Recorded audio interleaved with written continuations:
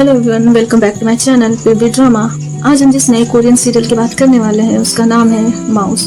ये Korean serial एक television series है जो कि मार्च 2021 को ही रिलीज हुआ। एक्चुअली ये ऑनगोइंग ड्रामा काफी इंटरेस्टिंग ड्रामा है, साइकोपैथ पे बेस्ड है और क्राइम थ्रिलर मिस्ट्री पे बेस्ड है। जी हाँ, इसमें दिखाया गया है कि किस तरह से साइकोपैथ वर्क करते हैं, उनका मेंटल लेवल क्या होता है, आखिर वो उनमें ऐसी कौन सी चीज होती है जिसकी वजह से वो मर्डर ओरिएंटेड हो जाते हैं। इस तरह से काफी इंटरेस्टिंग फैक्ट्स और चीजें इसमें दिखाई गई हैं। I really want to recommend you all, please give a try this serial. This series will not disappoint you. So हाँ, ये सीरियल जो है एक साइकोपैथ पे बेस्ड है। डायरेक्टर की बात की जाए तो लीड रोल प्ले किया गया है ली सियोंगी, पार्क जुन ह्यू, ली हुनजुन। सो अगर स्टोरी की बात की जाए तो स्टार्टिंग में ही दिखाया जाता है कि कुछ स्कूल के बच्चे जो में सांप देख रहे होते हैं। जब वो उन्हें देख रहे होते हैं तो वो टीचर से क्वेश्चन पूछते हैं कि मैम सांप क्या खाते हैं। तो टीचर का एक सिंपल सा जवाब होता है कि सांप रोडेंट यानी चूहे खाते हैं, जंगली चूहे। इस बात को सुनकर उनमें से ही एक बच्चा अपने बैग से एक चूहा निकाल के स्नेक केज में डाल देता है, जिसकी वजह से स्नेक काफी ज्यादा वायलेंट हो जाता है, सांप काफी ज्यादा वायलेंट हो जाता है और वो चूहे को अटैक करने लग जाता है। इस चीज को देख के बच्चे काफी डर जाते हैं और वो भागने दौड़ने लग जाते हैं। लेकिन उन्हीं में से एक खड़ा बच्चा लगातार सांप और चूहे की लड़ाई को देख रहा होता है। ये सीन काफी स्ट्रेंज होता है क्योंकि वो सीन काफी डेंजरस होता है, लेकिन वो बच्चा डरने के बजाय उस सीन को एंजॉय करता हुआ दिखाया जाता है। उसकी क्रीपी सी स्माइल काफी अजीब होती है। अब स्टोरी को 5 साल बाद का दिखाया जाता है। 5 years लेटर की स्टोरी दिखाई जाती है, जिसमें एक और लड़का जो करीबन 10 साल का है जीसस क्रिस्ट के सामने बैठकर रिक्वेस्ट करता है और उनसे कुछ सवाल पूछता है। कहता है, क्या मैं आपके लिए भी डिफरेंट हूँ? लोग कहते हैं कि मैं बहुत डिफरेंट हूँ, जिस तरह से मैं पैदा हुआ उसकी वजह से मैं अलग हूँ। तो क्या मैं आपके लिए भी अलग हूँ? क्या मैं आपके लिए भी एक मॉन्स्टर हूँ? और फिर से अब स्टोरी 10 साल पहले की दिखाई जाती है, जहाँ दिखाया जाता है कि एक बर्फीली अंधेरी रात है और एक टैक्सी से एक औरत उतरती है। जैसे ही उतर के वो फोन बूथ के पास जाती है और अपनी फैमिली को यानी अपनी मदर को कॉल करती है। कॉल करने के बाद जब वो बाहर अपने घर की तरफ बढ़ती है तो उसे एक लड़की की चिल्लाने और रोने की आवाज आती है। जब वो उस लड़की के पास पहुंचती है तो लड़की कहती है कि मेरे पापा का एक्सीडेंट हो गया है और वो कार में है।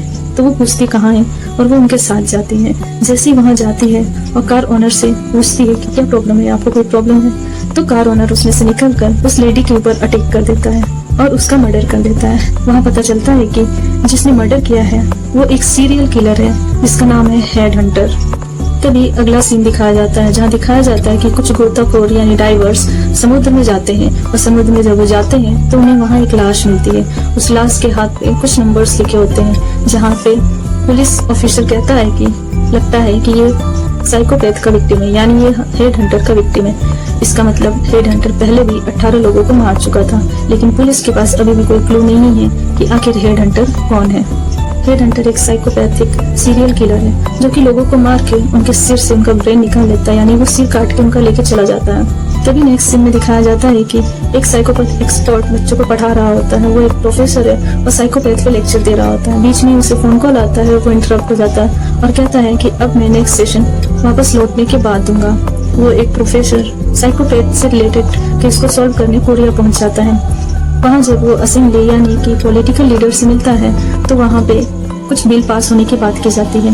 बिल के अकॉर्डिंग साइकोपैथ डीएनए टेस्ट की बात होती है। फीटस या फिर न्यूबॉर्न बेबी या फिर जो पेट में रह रहे बच्चे होते हैं उनके डीएनए टेस्ट की बात की जाती है कि आखिर उनमें साइकोपैथिक जीन है कि नहीं। अगर साइकोपैथिक जीन है तो क्या उन्हें अबॉर्ट करना सही है या नहीं है। तो इस तरह के बिल को पार्लियामेंट में दिखाया जाता है और अब डिसीजन होता है कि क्या हम ये बिल पास करें या ना करें, बच्चे को मारे या ना मारे। लेकिन बिल रिजेक्ट हो जाता है। लेकिन अभी भी कहा गया है कि आप जिनके भी बच्चे होने वाले हैं उन्हें डीएनए टेस्ट कराना जरूरी है ताकि पता चल सके कि उनमें साइकोपैथिक जीन है या नहीं।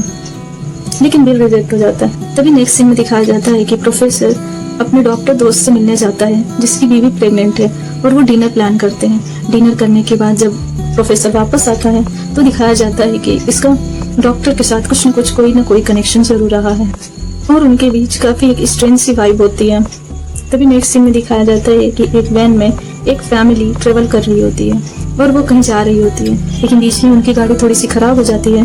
तो वो रास्ता पूछने के लिए कार ओनर के पास जाते हैं। रास्ता पूछकर आगे बढ़ते हैं। कुछ दूर जाने के बाद रास्ता ब्लॉक मिलता है, तो वो वहीं उतरकर कैंप लगा लेते हैं। उनके बच्चे खेलने लगते हैं और तभी हेड हंटर उन पर अटैक कर देता है।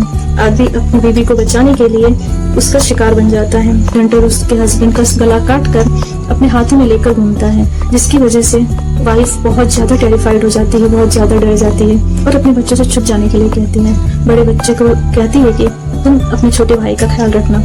ये सीन काफी ज्यादा हॉर्टफुल होता है। हंटर हस्बैंड वाइफ को मार डालता है और अब उसका टारगेट दोनों बच्चे होते हैं, लेकिन उसे नहीं पता होता है कि 2 बच्चे हैं। इसीलिए उनका जो बड़ा बेटा होता है वो खुद को सेक्रीफाइस कर देता है ताकि वो अपने छोटे भाई को बचा पाए। छोटा बच्चा काफी ज्यादा डरा हुआ रहता है, लेकिन वो हेड हंटर कौन है पहचान लेता है और ऑफिसर को बता देता है कि हेड हंटर कौन है। तो पता चलता है कि हेड हंटर और कोई नहीं, न्यूरोसर्जन डॉक्टर हान सियोजुन है, जो कि कोरिया का बहुत बड़ा डॉक्टर है। न्यूरोसर्जन को गिरफ्तार कर लिया जाता है, जो कि एक साइकोपैथ है और उसे उम्र कैद की सजा मिलती है।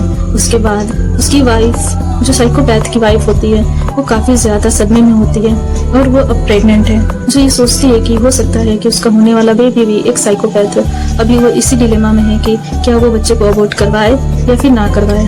तभी हॉस्पिटल में उसे एक और औरत मिलती है जो कि प्रेग्नेंट होती है, जो उसे कहती है कि उसके बेबी में भी साइकोपैथ जीन है। तो सामने बैठी लेडी कहती है कि मैं बेबी को अबॉर्ट नहीं करूंगी और इससे अच्छी परवरिश दूंगी जिससे कि ऐसी कोई नौबत ही ना आए, और डॉक्टर को गलत साबित करूंगी। अब कहानी आगे बढ़ती है और 5 साल बाद की स्टोरी दिखाई जाती है। अब आगे के सीन्स दिखाए जाते हैं, जिसमें दिखाया जाता है कि जो बच्चा एपिसोड के स्टार्टिंग में चर्च में बैठ के भगवान के सामने प्रेयर करता है, वो क्लासरूम में बैठा है और काफी अजीब सी हरकतें कर रहा है, जो काफी अजीब सी ड्राइंग करता है और एक रैबिट का पेट काट देता है, जिसकी शिकायत करने के लिए टीचर उसके पेरेंट्स को बुलाती है। उसके पापा आते हैं और वो काफी गुस्सा होते हैं। जब वो उसे लेकर जा रहे होते हैं तो वो उससे पूछते हैं क्या तुमने ऐसा किया, तो वो कहता है हाँ मैंने किया। उसके बाद वो उसे एक थप्पड़ मारते हैं, जिससे वो बहुत ज्यादा चिढ़ जाता है और अपने पापा के फेवरेट चीजें जैसे फिश टैंक में अमोनिया डाल के फिश को मार देता है और उसका जो सबसे फेवरेट डॉगी होता है, कुत्ता होता है, उसको भी वो पानी में फेंक के मार देता है। अपने भाई बहन को मारने की कोशिश करता है। ये बिहेवियर उसका काफी ज्यादा अजीब होता है। इसके बाद ही चर्च का सीन आता है, जहाँ वो जीसस से रिक्वेस्ट करता है मुझे मॉन्स्टर नहीं बनना, प्लीज मुझे बचा लीजिए। सब कहते हैं कि मुझ में एक मॉन्स्टर है, लेकिन मैं मॉन्स्टर नहीं बनना चाहता, प्लीज मेरी हेल्प कीजिए। तभी स्टोरी 15 साल बाद की दिखाई जाती है, और जहाँ दिखाया जाता है कि एक क्राइम सीन को एक्सप्लेन किया जा रहा है, जहाँ पे एक मर्डर हुआ है और एक सीरियल किलर कुछ फोटोग्राफ्स दीवार पे लगा रहा होता है। तभी वो सोचता है कि मैंने प्रेयर की, लेकिन मुझे अलमाइटी यानी गॉड की तरफ से कोई रिस्पॉन्स नहीं आया और मैं एक किलर बन गया। जब वो ये स्टेटमेंट कहता है, तभी दिखाया जाता है कि वो अपने फादर, ब्रदर और सिस्टर का मर्डर कर देता है और कई सारे अनसुलझे सवालों के साथ फर्स्ट एपिसोड एंड हो जाता है। 15 साल बाद आए नया सीरियल किलर साइकोपैथ आखिर है कौन है जो खून कर रहा है, ये सारी चीजें आपको नए एपिसोड में देखने को मिलेगी। आई नो कई सारे कंफ्यूजन के साथ ये फर्स्ट एपिसोड एंड हुआ है, लेकिन जब आप इसे ध्यान से देखेंगे तो आपके सारे सवाल सॉल्व हो जाएंगे। आने वाले एपिसोड्स में आई होप कि सारे सवाल आपके खत्म हो जाए, तो आप ये सीरियल देख सकते हैं। मुझे तो काफी पसंद आया, और आपको अगर स्टोरी पसंद आई है तो प्लीज लाइक कीजिए, सब्सक्राइब कीजिए और शेयर कीजिए। Thank you.